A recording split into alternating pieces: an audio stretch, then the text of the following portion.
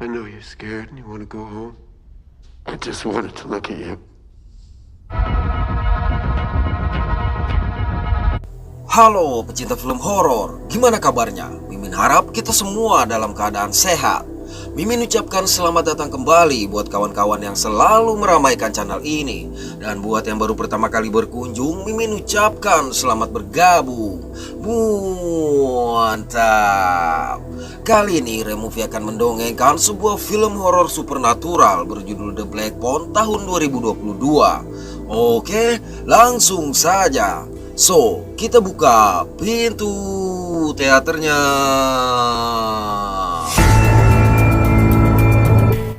Suatu hari di Denver Utara pada tahun 1978, dua tim baseball sekolah tengah melakukan pertandingan. Hari itu seorang pelempar bernama Vinny berhadapan dengan pemukul bernama Bruce. Di sana hadir juga adik Vinny yang bernama Gwen dan seorang gadis yang ditaksir oleh Vinny bernama Donna. Sayang walaupun Vinny melakukan dua kali lemparan strike, akhirnya dia gagal memukau Donna setelah Bruce berhasil melakukan home run sehingga tim Vinny mengalami kekalahan. Meski begitu, Bruce tetap sportif mendatangi Vinny dan memuji kalau lengan Vinny sangat kuat serta hampir saja mengalahkan dia. Selesai pertandingan, Bruce menikmati sore hari dengan berkeliling menggunakan sepeda. Namun di suatu sudut jalan, sebuah mobil van berwarna hitam menghadang dia. Selanjutnya ditampilkan gambar sejumlah anak atau remaja yang hilang. Jadi pada tahun itu, penduduk Denver diteror oleh seorang penculik misterius yang dijuluki sebagai The Grabber, di mana setiap melakukan aksi penculikan, The Grabber selalu meninggalkan balon berwarna hitam. Bahkan tidak ada satupun anak atau remaja yang kembali dari penculikan tersebut. Ceritanya, Vinny dan Gwen tinggal bersama sang ayah yang merupakan seorang pemabuk bernama Terence, sehingga membuat mereka tumbuh menjadi anak yang tertekan. Sorry, Daddy. Dalam perjalanan menuju sekolah, Vin dan Gwen melihat selebaran berisi foto Bruce yang menjadi salah satu orang hilang. Tidak jauh dari situ, mereka mendapati sekumpulan siswa yang tengah menonton perkelahian antara seorang siswa bernama Robin yang bertubuh kecil tapi terkenal sebagai petarung, dengan Moose yang bertubuh lebih besar dan merupakan seorang pembuli di sekolah. Namun, dengan mudah sang petarung meruntuhkan reputasi sang pembuli hingga pingsan. Saat melanjutkan perjalanan, Gwen begitu senang melihat Moose yang dikalahkan oleh Robin. Karena sejak seorang siswa bernama Vance yang merupakan petarung nomor 1 di sekolah mereka hilang diculik oleh The Grabber, para pembuli seperti Moose semakin menjadi-jadi. Sementara Vinny adalah salah satu siswa yang selalu menjadi bahan bulian. Tanpa mereka sadari, mobil van hitam melintas di belakang mereka. Saat waktu istirahat tiba, melihat 3 orang siswa pembuli, maka dengan buru-buru Vinny masuk bersembunyi di sebuah toilet. Sayang ketiga pembuli ini mengikuti dia. Beruntung Robin kebetulan datang juga ke toilet tersebut. Gentar dengan kehadiran Robin, mereka pun memutuskan pergi. Tapi Robin mengancam akan menghajar mereka jika berani mengganggu Vinny lagi. Jadi Robin adalah kawan dari Vinny karena selama ini Vinny selalu mengajari dia matematika. Dan sebagai kawan, Robin meminta agar suatu hari nanti Vinny harus bisa membela diri sendiri. Pada waktu yang sama, Gwen dipanggil ke ruang kepala sekolah untuk berbicara dengan 2 orang detektif bernama Wright dan Miller. Kedatangan mereka adalah meminta keterangan mengenai kasus hilangnya Bruce. Lantaran Gwen yang merupakan teman dari adik Bruce ini pernah menceritakan mimpinya kalau Bruce diculik oleh seorang pria dengan balon hitam di dalam sebuah mobil van. Sedangkan mereka menemukan 2 buah balon hitam di lokasi kejadian. Mereka juga menemukan 1 balon hitam di lokasi hilangnya seorang siswa bernama Griffin, sehingga meminta Gwen memberitahu hal yang masih dia tutupi. Sayang Gwen berkata hal itu benar-benar hanya dia lihat di dalam mimpi, meski terkadang mimpi itu benar. Mendengar keterangan tidak masuk akal ini, tentu saja mereka belum bisa percaya. Keesokan hari, Vinny mendapati sang ayah dengan kejam tengah memukuli Gwen menggunakan ikat pinggang. Tapi dia tidak berani berbuat apa-apa untuk membela Gwen. Ternyata kemarahan ayah mereka ini dipicu oleh kedatangan Wright dan Miller yang menginvestigasi dia atas keterangan dari Gwen kemarin di sekolah. Sang ayah lantas menegaskan bahwa apapun mimpi yang dilihat, Gwen tidak boleh lagi membicarakan hal itu kepada siapa saja. Dia juga berkata Gwen bukanlah ibunya, sehingga mimpi yang dia alami hanyalah sebuah mimpi. Jadi Gwen memiliki kemampuan yang sama seperti mendiang ibunya, yaitu bisa melihat hal yang terjadi melalui mimpi. Setelah Gwen berjanji, akhirnya kemarahan sang ayah pun mereda. My dreams are just dreams. Go watch the television. Beberapa hari berlalu, Robin yang sedang berjalan seorang diri bertemu dengan seorang pria yang keluar dari sebuah mobil van berwarna hitam. Pada malam hari, telepon berdering di sejumlah rumah, termasuk rumah keluarga Terence. Di sini dia mendapatkan kabar mengenai hilangnya Robin, sehingga memberitahu hal itu kepada Vinny dan Gwen. Di waktu yang sama, terlihat sejumlah polisi menyisir di daerah sekitar lokasi kejadian tersebut. Keesokan hari, Wright dan Miller yang masih merasa penasaran dengan kemampuan Gwen mendatangi rumah Terence untuk menanyakan lagi apakah kali ini Gwen ada mendapatkan mimpi mengenai kasus hilangnya Robin. Namun Gwen yang takut dengan ayahnya memutuskan untuk bungkam. Setelah Robin hilang, ketiga pembuli akhirnya bebas menghajar Vinny. Melihat sang kakak yang hanya pasrah, maka dengan berani Gwen menyerang, kendati dia juga mereka hajar.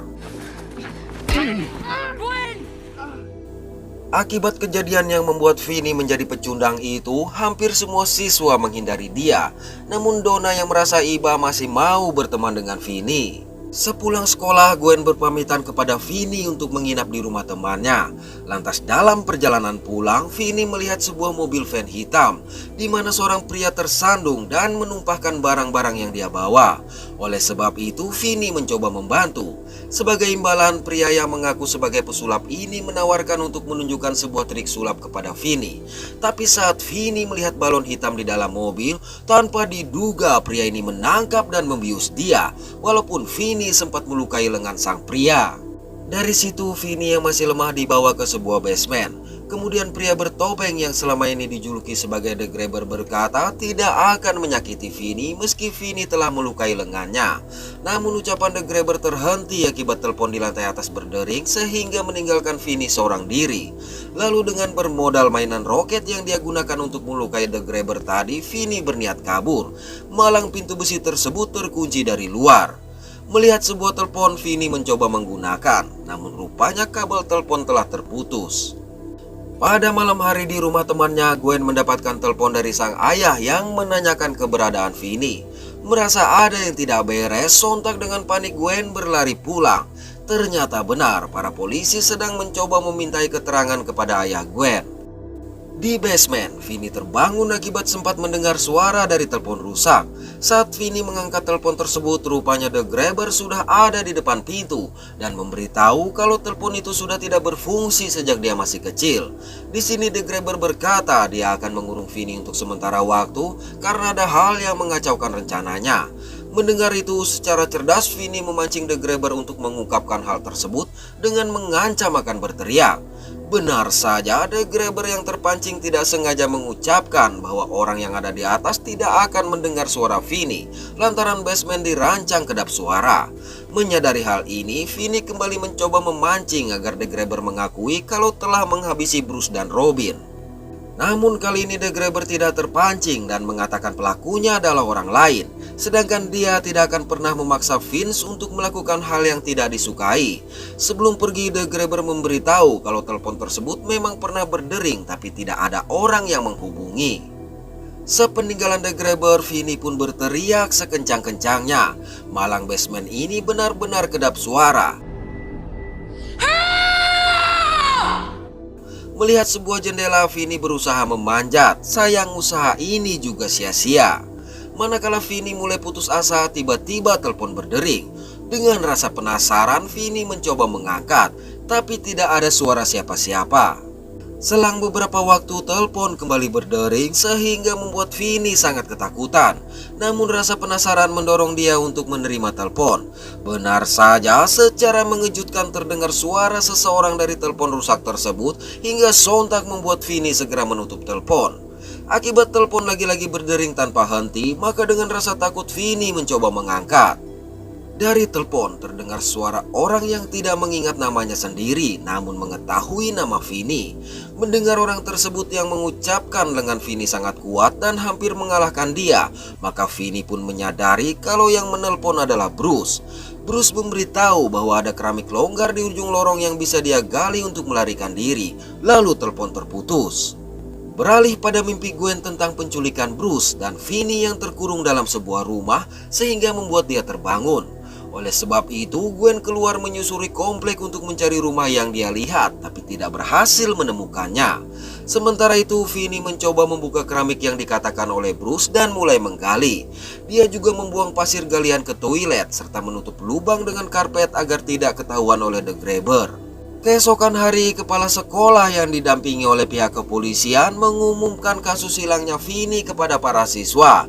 Di basement, The Grabber mengantarkan makanan untuk Vinny. Hanya ketika keluar dia tidak lagi mengunci pintu. Bersama dengan Vinny yang berniat kabur, telepon kembali berdering. Kali ini secara mengejutkan, seorang anak dengan wajah terluka muncul di sisi Vinny. Sayang Vinny hanya bisa mendengar suara dia. Anak ini juga tidak mengingat namanya, namun tahu kalau dia dulu adalah pengantar koran. Mendengarnya Vinny menyadari bahwa nama anak tersebut adalah Billy. Billy memperingatkan agar Vinny tidak naik ke lantai atas karena The Grabber tengah menunggu untuk menyiksa dia sampai mati menggunakan ikat pinggang jika meninggalkan basement. Saat Billy mematikan telepon, Vinny tidak mengindahkan peringatan dan mencoba menyelinap keluar. Ternyata The Grabber memang sedang menunggu dengan ikat pinggang di tangan sehingga Vinny mengurungkan niat. Selang beberapa saat, Billy kembali menelpon Vinny. Billy memberitahu tentang seutas kabel yang dia sembunyikan di celah dinding dan lantai. Sejurus kemudian, botol minuman Vinny tiba-tiba berputar dan seolah menunjuk ke jendela. Di waktu yang sama, Gwen yang tertidur di ruang UKS bermimpi tentang kasus penculikan yang dialami oleh Billy. Lalu dia melihat The Grabber berdiri sembari memegang balon hitam di depan sebuah rumah dengan sebatang pohon mati yang ada di halaman. Kembali pada Vinny. Setelah berhasil menarik kabel dari celah dinding, Vinny mencoba mengaitkan kabel itu ke teralis jendela. Malang teralis tidak cukup kuat untuk menahan berat badan Vinny, sehingga sekali lagi usaha Vinny untuk mencoba kabur gagal.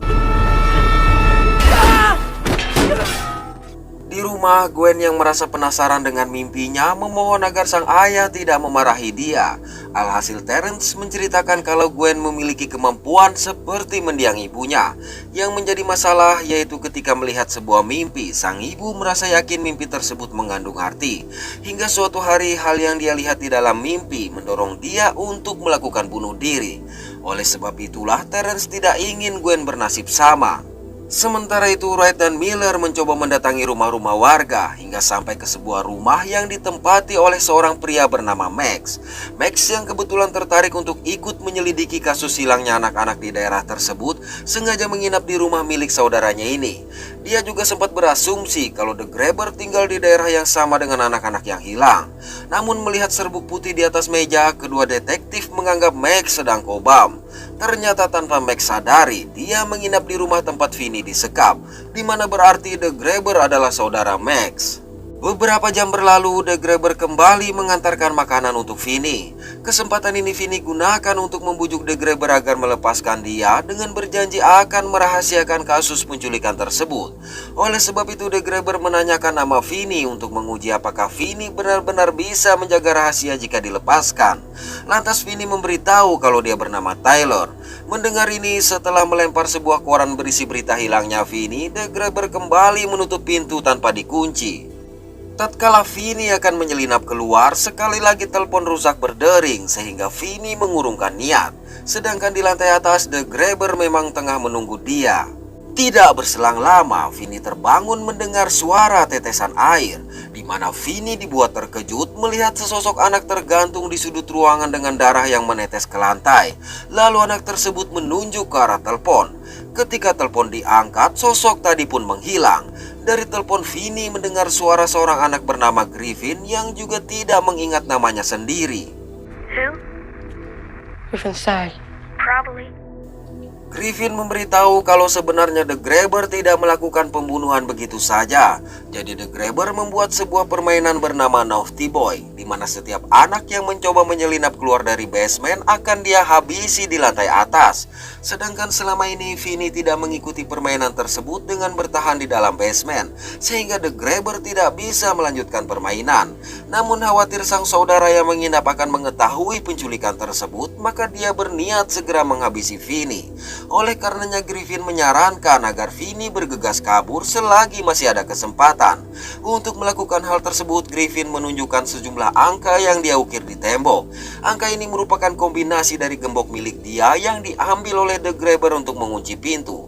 Sayang Griffin tidak bisa mengingat bagaimana angka itu digabungkan, sehingga Vinny harus mencoba semua kombinasi. Lalu dengan bermodal mainan roket, Vinny memutuskan keluar. Di lantai atas, Vinny menemukan The Grabber tertidur menunggu dia. Kemudian secara perlahan dan takut, Vinny melewati The Grabber. Sampai di pintu, Vinny segera mencoba semua kombinasi angka tadi. Tepat ketika Vinny berhasil membuka gembok, anjing The Grabber menggonggong dan menyebabkan The Grabber terbangun. Menyadari Vinny kabur, dengan cepat The Grabber mengejar dan berhasil menangkap dia, serta mengancam akan menghabisi jika Vinny terus berteriak. Selanjutnya Vinny kembali dibawa ke basement. Pada waktu itu terdengar suara Max yang menanyakan penyebab anjing mereka menggonggong, tapi The Grabber meminta dia kembali tidur. Keesokan hari, telepon rusak lagi-lagi berdering. Kali ini yang menghubungi adalah seorang remaja bernama Vance. Pada saat yang sama, Gwen bermimpi melihat Vance sedang asik bermain, sampai tiba-tiba dua orang remaja merusak permainannya. Hal ini menyebabkan Vance marah sehingga terjadi perkelahian yang dengan mudah dimenangkan oleh Vance. Di tempat kejadian juga ada Vinny yang hanya berdiri menonton. Kemudian Vance mengukir angka di lengan salah satu remaja yang dia hajar. Akibat perkelahian ini, Vance dibawa polisi. Dan seolah tidak dilihat oleh mereka, Gwen memutuskan ikut. Dalam perjalanan, Vance menunjuk pada sebuah rumah dengan nomor yang sama seperti yang dia ukir di lengan remaja tadi. Bersama dengan itu, Gwen terbangun di bathtub. Kembali ke basement, Vance memberitahu Vinny tentang ruang penyimpanan yang berada di sisi lain dari basement. Namun di balik dinding masih ada sebuah lemari es besar yang menghalangi. Untuk bisa keluar, Vinny harus memecahkan tembok tepat di mana baut lemari es tersebut berada agar bisa masuk melalui lemari es. Mendengar itu, Vinny mencoba menggunakan penutup tangki toilet untuk membuat lubang di dinding. Cukup lama menggali, akhirnya Vinny menemukan belakang lemari es. Dengan menggunakan ring baut dari toilet, Vinny berhasil membuka tutup belakang lemari es tersebut. Malang lemari es berisi daging ini terkunci dari luar, sehingga usaha Vinny lagi-lagi menemukan jalan buntu. Dalam keputusasaan, telepon rusak kembali berdering. Dan kali ini yang dia dengar adalah suara Robin. Sebagai kawan, Robin menghibur dan memberikan Vinny semangat agar tidak berakhir seperti dia.